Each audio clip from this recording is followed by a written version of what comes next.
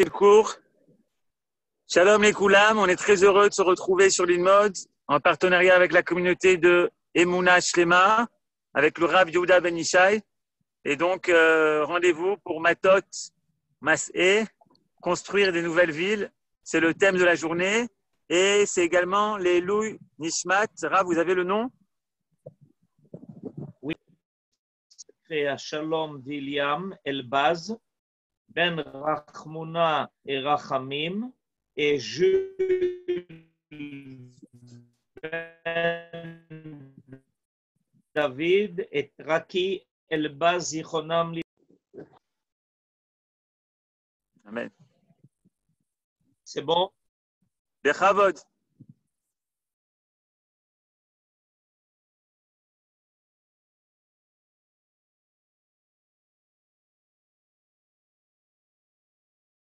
Tov.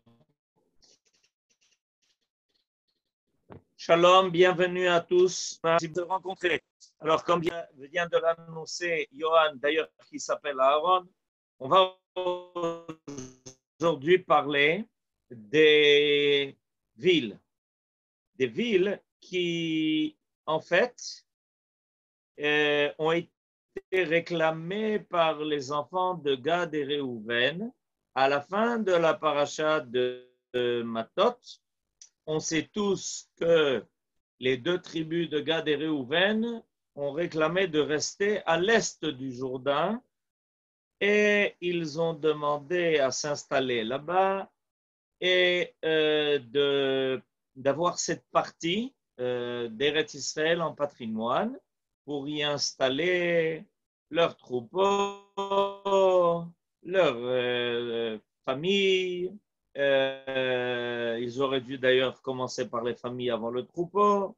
C'est pour ça que mon cher Rabbeinu, évidemment, les a un peu grondés en leur disant « Mais c'est quoi cette affaire-là? On ne commence pas par les troupeaux, on commence par la famille. » Et en plus de ça, c'est bien beau que vous vouliez vous installiez ici, mais il faut évidemment passer à la tête du peuple, d'abord pour conquérir l'essentiel de la terre d'Eretz Israël.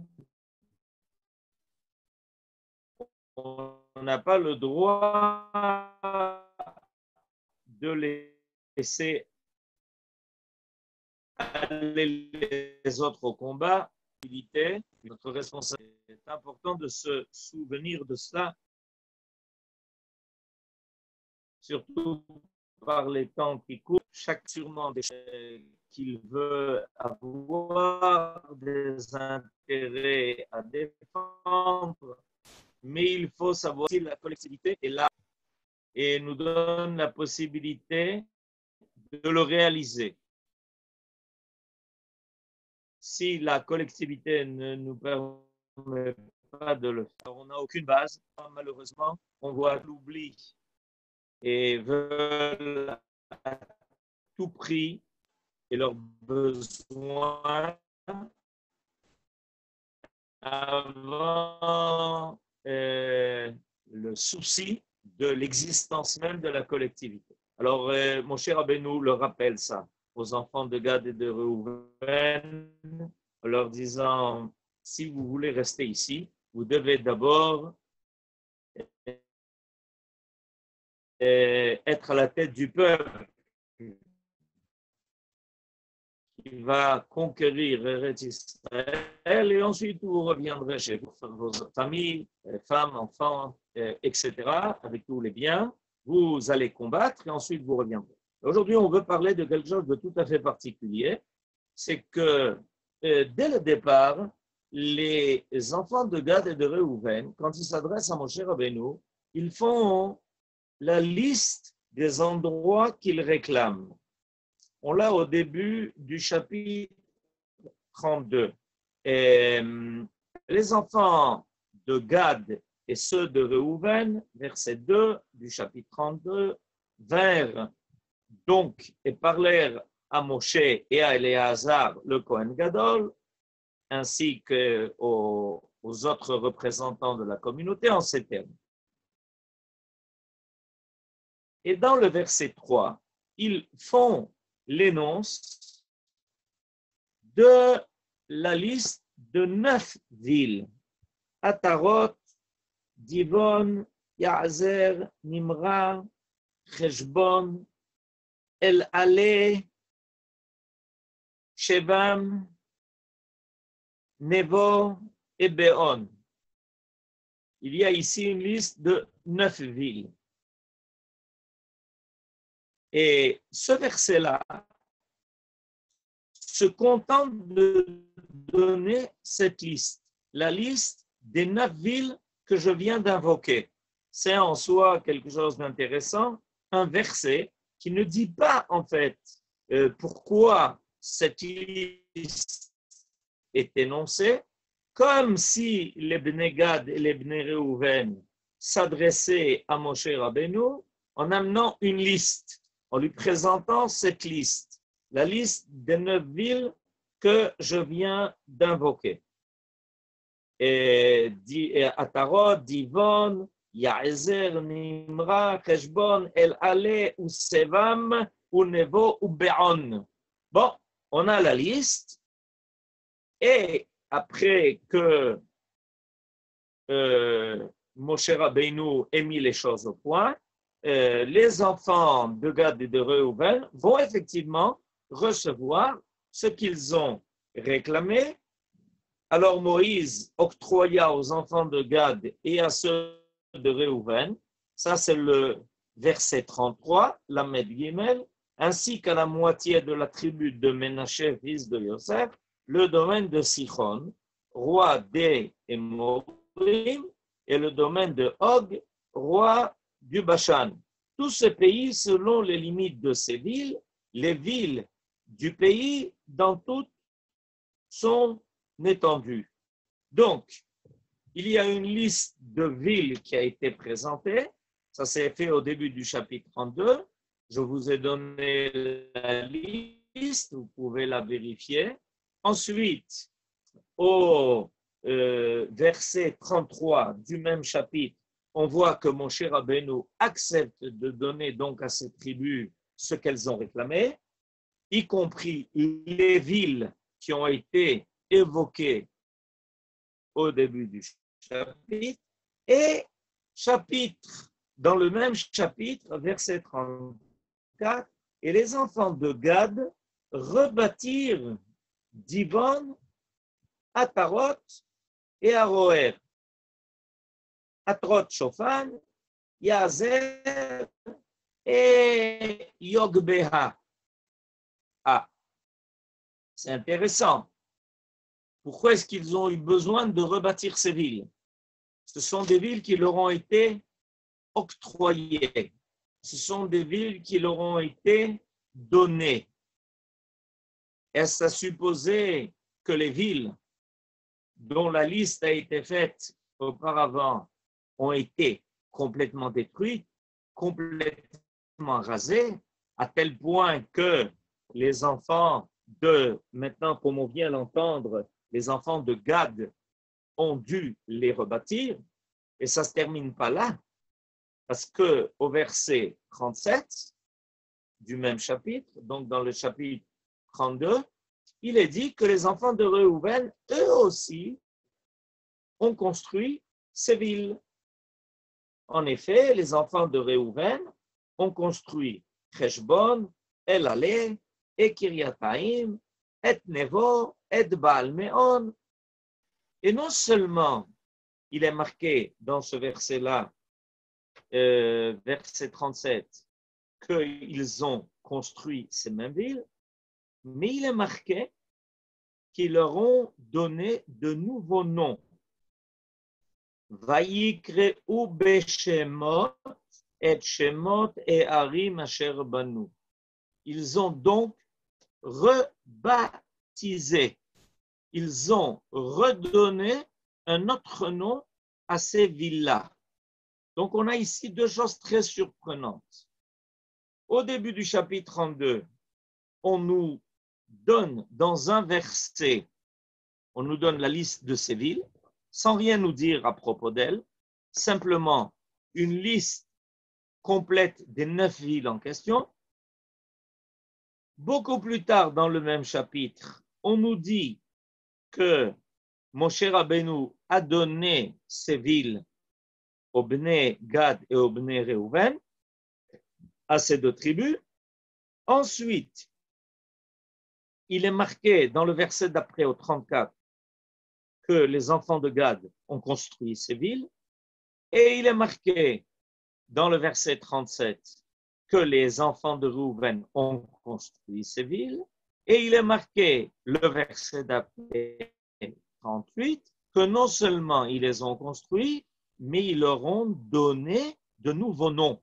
Ils ont octroyé à ces villes d'autres noms.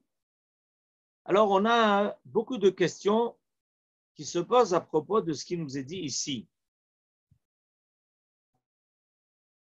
Première question, pourquoi nous donnons la liste de ces 9 villes et surtout de nous faire connaître leurs noms?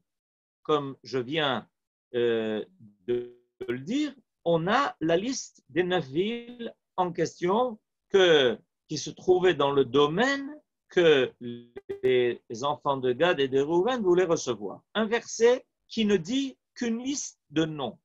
Deuxièmement, comment se fait-il que bien que Moshe Rabbeinu ait donné ces villes aux Bnei Gad et aux Bnei Reuven, ils ont dû les construire? Troisièmement, comment se fait-il qu'ils leur ont donné d'autres noms? Et il y a un enseignement qui dit que avant que Shabbat n'arrive et que on ne lise les parachiotes, la paracha en question, cette semaine il s'agit de 2 parachiotes, la paracha de Matot et de Massé, on doit faire une lecture Shnaim Mikra ve'echad Targum. Ça veut dire quoi, Shnaim Mikra ve'echad Targum? C'est comme ça que c'est marqué dans le traité de Brachot. Leolam yashlim Adam parashiotav im hatzibur. Un homme doit toujours lire par lui-même avec le klal, avec le tzibur, et les parachiotes qui arrivent. Shnaim Mikra, 2 fois le verset, ve'echad Targum, et une traduction en plus de Ankelos, c'est-à-dire qu'en fait, on va dire 3 fois le même verset. Alors, on va lire les parachiotes, à chaque fois on répète 3 fois le même verset. 2 fois dans le texte de la Torah et 1 fois avec la traduction en araméen de Targum Ankelos. Et alors, l'enseignement de la Gemara rajoute, et même le verset qui parle des noms des villes, Atarot et Divon. Et ici, quelque chose de très surprenant. Quand cet enseignement est donné, cette indication est faite qu'on se doit de préparer la lecture de la paracha en la lisant 2 fois en ivrite, en hébreu, dans le texte de la Torah, et 1 fois avec sa traduction en araméen, parce que la traduction en araméen n'est pas qu'une traduction, elle est plus que cela. Elle est en fait une explication, elle est en fait un commentaire. Alors, il est marqué, et n'oublie pas que cette loi concerne même un verset, comme le verset que tu as dans notre paracha, et qui vient donner la liste des 9 villes, comme je vous l'ai dit dans le chapitre 32 au verset 3. Alors, pour comprendre tout ça et voir un peu à quoi cela nous mène, on va se servir du commentaire extraordinaire de Rabbeinu Bechaye. Rabbeinu Bechaye, un des grands commentateurs des premières générations de la Torah, qui vivait en Espagne, amène un très beau commentaire sur les parachiotes, le commentaire de Rabbeinu Bechaye, qui non seulement explique le sens dévoilé du texte, mais qui très souvent nous aide à comprendre aussi quel est le sens caché qui doit nous apparaître. Et il dit la chose suivante, que quand Onkelos a traduit les noms de ces villes-là, il ne s'est pas contenté de les traduire, mais il a rajouté une expression qui sert à désigner les idoles.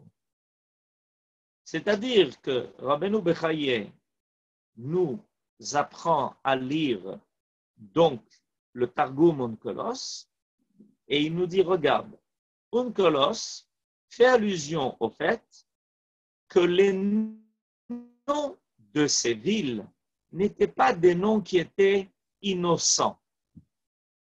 On aurait pu penser que quand les hommes donnent des noms à des villes, bon, il faut bien désigner une ville par un nom quelconque, d'accord? Et donc, ils ont appelé ces villes, selon la liste qu'on a dit tout à l'heure, Atarot, Divon, Yahazer, Nimra, Heshbon, Elaleh, Sevam, Nebo, Beon. Mais Rabbeinu Bechaye nous dit non, non, il y a quelque chose de beaucoup plus sérieux dans cela. En fait, le texte est en train de nous révéler qu'à travers ces villes, il y avait des noms d'idoles. Les idolâtres de l'époque avaient donné à leur ville des noms d'idoles à ces villes-là. C'est-à-dire que chacun de ces noms-là invoquait une idole, une force. Et quand les Béné Gad et les Béné Réhouven ont conquis ces villes-là, alors ils ont compris que la conquête de ce territoire qui se trouvait à l'est du Jourdain, qui avait été occupé par les peuples, à la tête desquels il y avait deux rois, Sichon, Melech HaEmori, le roi des Émoris, et Og, Melech HaBashan. Il y avait en fait dans ces villes-là un rassemblement, une société qui y vivait selon une culture au centre de laquelle se trouvait une façon de servir les dieux. C'est-à-dire que chaque ville avait dans son centre culturel, elle avait une tradition d'idolâtrie et chacun des noms de ces villes-là faisait référence à une de ces forces pour laquelle il y avait un culte. Et cette idée que les villes doivent recevoir un nom qui désigne quelque chose est une idée qui est très ancienne.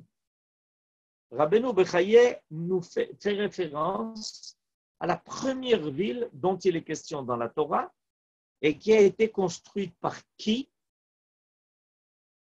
Qui a été construite par Caïn. La première ville au monde a été créée par Caïn. Caïn, dans le chapitre 4 de Bereshit, au verset 18 et au verset 17, il est marqué Vayeda Caïn et Ishto. Caïn a connu sa femme qui va enfanter un fils qui s'appelle Hanor, Vayei Boné Ir, et il a construit une ville. Vaikra Shem Air Keshem Beno Hanor. Et il a donné à la ville le nom de son fils. Caïn inaugure quelque chose d'intéressant. Il construit pour la première fois dans l'histoire de l'homme, on est au chapitre 4 de la Genèse, dans le verset que je viens d'invoquer, il est marqué que Caïn a construit une ville et puis il doit donner un nom à la ville et il décide de l'appeler, de donner à la ville le nom de son fils. C'est-à-dire que, en fait, c'est intéressant, son fils devient le nom d'une ville. Est-ce que vous pensez à des villes dans le monde qui reçoivent le nom de quelqu'un? C'est intéressant. C'est-à-dire que la personne, maintenant, est momifiée dans le nom de cette ville. Par exemple, je vous donne un petit exemple. Vous avez peut-être entendu parler de la ville de Leningrad, Stalingrad. Grad veut dire ville en russe. D'accord? C'est-à-dire que on voit que dans le monde, quand on veut transformer quelqu'un en quelque chose qui devient une valeur en soi, alors on va prendre une ville et on va lui octroyer le nom de la personne pour qu'elle devienne la figure de cette ville. Évidemment, vous savez qu'entre-temps, la ville de Leningrad a retrouvé son ancien nom de Saint-Pétersbourg, etc., etc. Et alors, on peut se poser la question, est-ce que c'est une bonne chose? Alors, effectivement, on vient de me faire remarquer qu'il est possible que l'on trouve, même chez nous, des circonstances pareilles. Par exemple, la ville de Shrem. La ville de Shrem est appelée du nom de Shrem ben Hamor. Or, vous savez tous ce qu'a fait Shrem. Shrem, c'est celui qui a enlevé la fille de Yaakov, Dina, pour malheureusement faire ce qu'il a fait avec elle, et tout d'un coup, la ville de Shrem porte son nom. Natania, ça veut dire que Dieu a donné. Dieu a donné, Natanya. Effectivement, on trouve le mot on trouve la ville de Herzliya. Ça pose une question. Toujours est-il que nos sages, Rabbeinu Bechaye, nous fait remarquer ici quelque chose de très intéressant. Les enfants de Gad et les enfants de Réhouven ont compris que la conquête d'Eretz Israël n'était pas qu'une conquête géographique. Elle n'était pas qu'une conquête géographique. C'était en fait remplacer une culture idolâtre qui s'était fixée dans les noms même des villes. Et c'est pour ça qu'il est marqué en toutes lettres que non seulement ils ont pris les villes, non seulement ils les ont reconstruites. C'est intéressant, ils ont reçu des villes et ils les reconstruisent. Il y a une reconstruction qui n'est pas une reconstruction de bâtiments. Il y a une reconstruction de contenu. Et le verset nous dit que les Béné Réhouven, évidemment, vont donner un nouveau nom à la ville. Ils vont les appeler, ils remplaçaient par d'autres noms les noms des villes qu'ils rebâtirent. Il s'agissait de leur donner une autre dimension. Il s'agissait de leur donner une autre dimension. Il s'agissait de faire apparaître autre chose. une autre civilisation, une autre façon de vivre. Voilà ce qui devait apparaître. Et ça, les Bnei Gad et les Bnei Reuven ont compris cela et ils l'ont assumé. Et en fait, c'est cette tâche qu'ils ont voulu prendre sur eux. Ils ont voulu prendre sur eux comme tâche de amener un nouvel aspect, une nouvelle façon de vivre. Et le Natziv, Rabbi Naftali Tzvi Yehuda Berlin, le Rosh Yeshiva de Volodjin, fait remarquer qu'au début, qui s'est adressé à Moshe Rabbeinu pour réclamer de rester à l'est du Jourdain? Seulement 2 tribus. Et voilà que Moshe Rabbeinu va y installer 2 tribus et demie, y compris la moitié de la tribu de Ménaché. Comment se fait-il que, au départ, il y a 2 tribus qui s'adressent à Moshe Rabbeinu, les tribus de Gad et les tribus de Réhouven, et après, on y trouve 2 tribus et demie. On trouve les tribus de Gad, de Réhouven et de la moitié de la tribu de Ménaché. Alors, nous dit le Natziv, 2 remarques extraordinaires. Moshe Rabbeinu avait crainte de 2 choses. C'est que, étant donné qu'il y avait une frontière, le Jourdain, qui séparait les enfants de Gad et de Réhouven, qui les séparait de l'essentiel du peuple, il avait peur qu'avec le temps, il y ait une espèce de déconnexion qui se fasse entre l'essentiel du peuple et ces 2 tribus qui étaient restées à l'est du Jourdain. C'est-à-dire que petit à petit, on perd la conscience de la collectivité, on perd la conscience nationale, que ces 2 tribus s'enferment dans leur propre terrain, dans leur propre patrimoine, et oublient qu'ils font partie d'un peuple entier. Ça, c'était la première crainte de Moshe Rabbeinu. Et la deuxième crainte de Moshe Rabbeinu a été que ces 2 tribus, petit à petit, en s'éloignant de l'essentiel de la vie du peuple, s'éloignent aussi de cette vie de Torah. La vie de Torah qui doit avoir une dimension qui est collective, qui est nationale. Elle ne peut pas être qu'individuelle. Il faut être rattaché au Beth Amikdash. Il faut venir à Yerushalayim. Il faut être rattaché aux grands sages, aux grands chachamim et aux prophètes qui se trouvaient de ce côté du Jourdain, qui se trouvaient avec l'essentiel des autres tribus. Alors, qu'est-ce qu'il a fait? Il a fait quelque chose d'extraordinaire, mon cher Rabbeinu.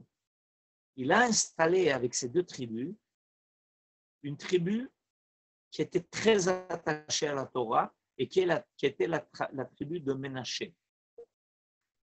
Et pour qu'il y ait un contact permanent qui se passe entre les 2 rives du Jourdain, il a installé de l'autre côté du Jourdain seulement une demi-tribu. Parce que cette demi-tribu gardait des contacts très étroits avec la deuxième moitié de sa tribu qui se trouvait à l'ouest du Jourdain. Et grâce à cela, il y avait un contact permanent, un échange permanent. Les familles se rencontraient, les chachamim se retrouvaient. Il y avait donc une espèce de pont qui avait, grâce à cela, été établi, un pont qui avait été établi entre les 2 parties, entre la partie du peuple qui était à l'est du Jourdain et la partie du peuple qui était à l'ouest du Jourdain. Et c'est pour ça que tout d'un coup, on trouve avec les 2 tribus de Gad et de Réhouven, on trouve la moitié de la tribu de Ménaché, et la deuxième moitié, évidemment, est passée à l'ouest du Jourdain. Maintenant, qu'est-ce que nous devons apprendre de cet enseignement extraordinaire de Rabbeinu Bechaye? de cette remarque qu'il nous fait à propos de ces villes qui non seulement ont été conquises du point de vue militaire, mais qui ont été conquises au niveau même de l'appellation des villes et de la civilisation qui devait remplacer la civilisation précédente, qui était une civilisation idolâtre. L'entrée des enfants d'Israël en Eretz Israël, et ça commence à partir de la rive évidemment orientale du Jourdain, avec ces 2 tribus ennemies qui vont s'y installer, doit obligatoirement faire apparaître une autre dimension, une autre capacité de vivre. On n'est pas là, le peuple d'Israël ne peut pas se contenter de venir sur sa terre et de essayer de continuer quelque chose qui était existant. Les peuples qui nous ont précédés ici et qui ont déferlé sur cette terre ont chacun y fait apparaître quelque chose qui leur appartenait. Et c'est pour ça que quand on va faire des fouilles, on va découvrir toutes sortes de temples idolâtres qui ont été construits et bâtis par tous les peuples qui ont toujours espéré et voulu s'y installer. Le peuple d'Israël, en venant sur sa terre, doit faire apparaître quelque chose de nouveau. Cette dimension, c'est le Kodesh. Cette dimension, c'est Eretz HaKodesh, la terre de Dieu. Et ça, c'est un travail énorme. Les Bnei Gad et Reuben étaient conscients de cela. Ils étaient conscients que leur conquête allait devenir une conquête aussi, une conquête culturelle et qu'elle ne pouvait pas se contenter simplement d'y installer les gens. Il fallait tout de suite y bâtir une autre forme de société, une autre dimension de comportement et surtout pas apprendre de ceux qui nous ont précédés.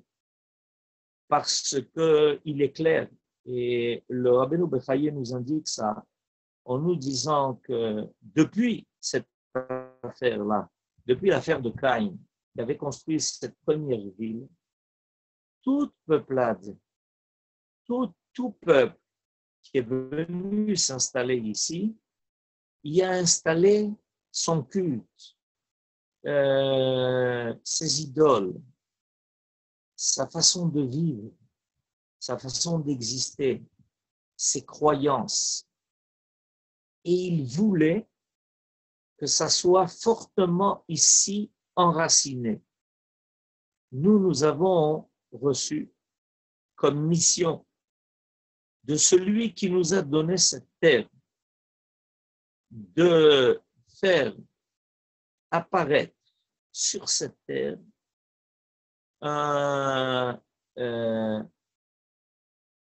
une verticale qui va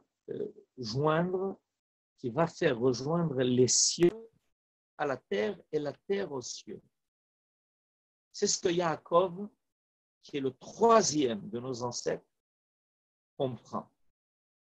Il va arriver à Yerushalayim et il va s'endormir sur l'esplanade du temple, le cœur du monde, et il va dire, mais quel endroit? Il va comprendre pendant son rêve, mais où suis-je? Je suis ici au centre de la création. Je suis ici au centre de la dimension cosmologique de l'existence de l'homme. Je dois faire apparaître une nouvelle catégorie d'êtres.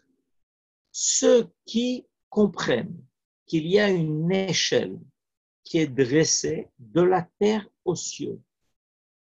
Et nous, les descendants de Yaakov, en fait, nous sommes ceux qui doivent achever ce projet. On l'achève. En retrouvant Eretz Israël aujourd'hui, grâce au kibbutz Galouyot, au rassemblement des exilés, on revient sur notre terre. En revenant sur notre terre, on retrouve en tant que peuple d'autres forces. Et petit à petit, on reçoit la responsabilité d'endosser l'avenir de l'histoire de l'homme et de l'histoire du monde.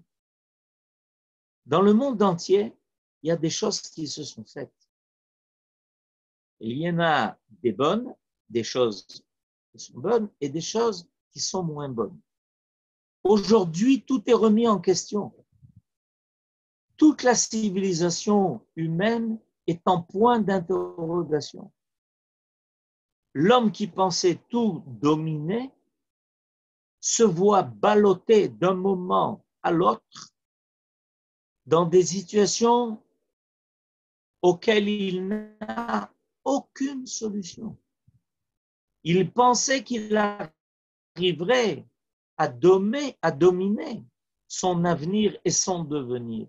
Et Akadosh Baruch Hu, le créateur du monde et de l'homme, est en train de lui prouver que c'était de l'orgueil. Et le monde est ballotté. Et le monde est remis en question dans son existence même. L'histoire du monde réclame quelque chose de nouveau. Le fait qu'aujourd'hui on est obligé de se replier sur nous-mêmes, c'est pour se préparer à cette nouvelle histoire. Et le peuple d'Israël reçoit maintenant, en fait, cette mission, et il ne s'agit pas de quelque chose de matériel. Il s'agit de redonner à l'humanité une nouvelle façon de vivre, beaucoup plus morale et beaucoup plus spirituelle, beaucoup plus vraie et beaucoup plus authentique. Une façon de vivre où l'homme est en accord avec la nature et la nature est en accord avec l'homme. Où l'homme se doit de découvrir quelles sont les lois éternelles de l'éternel. On doit donner, en fait, de nouveaux noms, c'est-à-dire un nouveau contenu à ce qui a été bâti. Et il est possible que dans un premier temps, il y a effectivement des monuments qui soient détruits, des monuments de culture, des monuments de civilisation, mais ils seront reconstruits. Et cette fois-ci, il faut leur donner d'autres noms, il faut leur donner un autre contenu, il faut leur donner une autre dimension. Le peuple d'Israël, qui lui est en contact direct avec le divin et l'éternel, c'est pour ça qu'il a reçu la Torah, comme les enfants de Gad et les enfants de Réhouven, se doit de préparer cette apparition d'une nouvelle dimension d'être. Et nous avons pour ça besoin de nous concentrer aujourd'hui sur nous-mêmes, de savoir qui nous sommes, quelles sont les valeurs que nous représentons.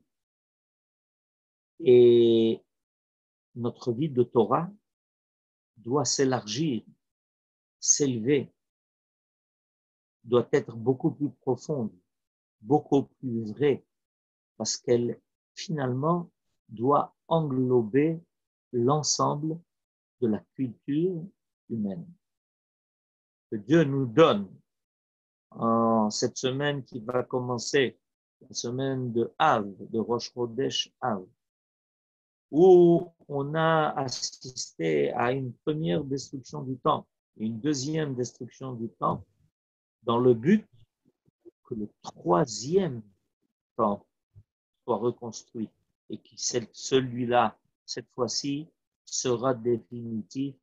Amen, Kani Ratson et Shabbat Shalom. Shabbat Shalom au Rav. Shabbat Shalom à tous qui vont nous écouter de France, de Suisse et de partout. On finit avec une chanson. On va voir si ça marche au niveau technique.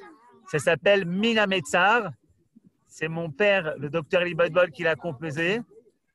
Et Mina Metzar, ça veut dire depuis l'étroitesse. Et plus justement, pendant ces 3 semaines où nous sommes Ben Ametzarim, c'est l'occasion d'écouter cette musique. Et vous pouvez, sur le chat, nous souhaiter Shabbat Shalom au Rav et nous dire d'où est-ce que vous nous écoutez. Voilà, Shabbat Shalom à tous.